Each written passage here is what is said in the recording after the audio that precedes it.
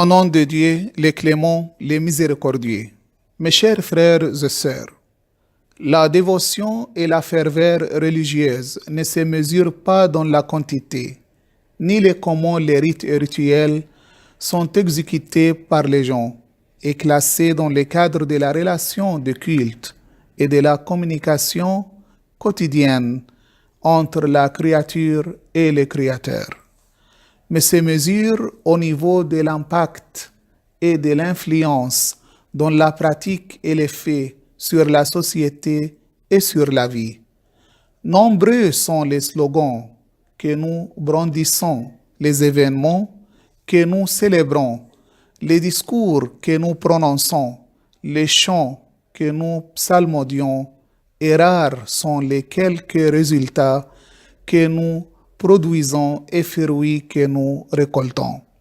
Mes chers frères et sœurs, l'indicateur de la piété et de la foi vraie et profonde se concrétise et se manifeste dans les comportements et les traitements, la sincérité et la loyauté, l'honnêteté et le dévouement, les sacrifices et l'altruisme, la compassion et la charité, la régularité et la bonne gouvernance, dans l'ordre et la propreté, la décence, la courtoisie et le respect. La réelle affiliation à Dieu, à ses prophètes et à ses messages brille sur les théâtres de la vie sûrs et sécurisés, dans la justice sociale. Nous la voyons comme une société dans laquelle les taux de criminalité s'amenuisent et deviennent de plus en plus faibles. Une société où la misère, la mendicité et les errances dans les rues cessent d'exister. Nous la voyons comme un état dans lequel les populations qui les composent vivent dans la décence, une vie où les droits et les devoirs sont parfaitement équilibrés, un état où l'humanisme est le centre de gravité en même temps, les mots qui fédèrent les gens malgré leur diversité, leur pluralité, différence ou distinction. Mes chers frères et sœurs, depuis des siècles, nous accomplissons des rites ou ce que nous considérons comme rites, rituels ou cérémonies. Depuis des siècles, nous nous acquittons des devoirs et obligations religieuses, quotidiennes ou saisonnières.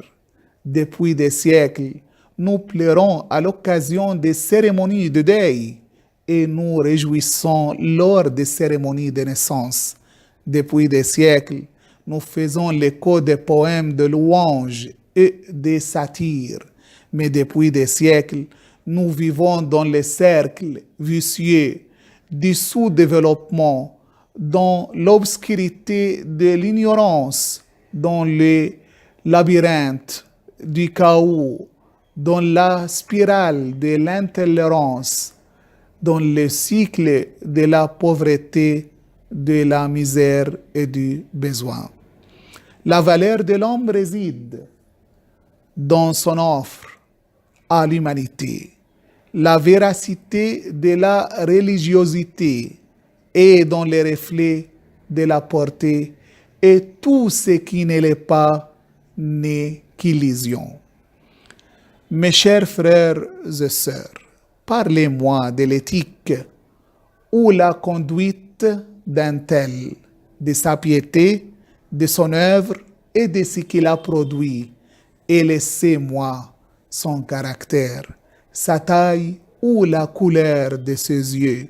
Laissez-moi les signes de la prosternation sur son front, l'abaissement des épaules, les flétrissements des paupières, les murmures des mots sur ses lèvres.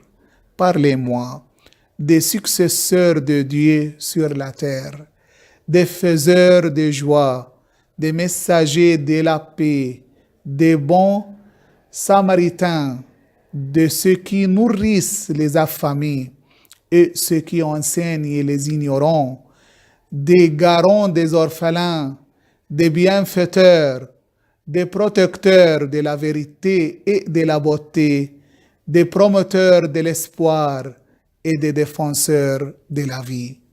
Parlez-moi de ceux qui s'enjoignent mutuellement la vérité, la justice, l'endurance ou la patience, la bonté, et laissez-moi ceux qui, quand ils les voient, leur corps t'émerveille.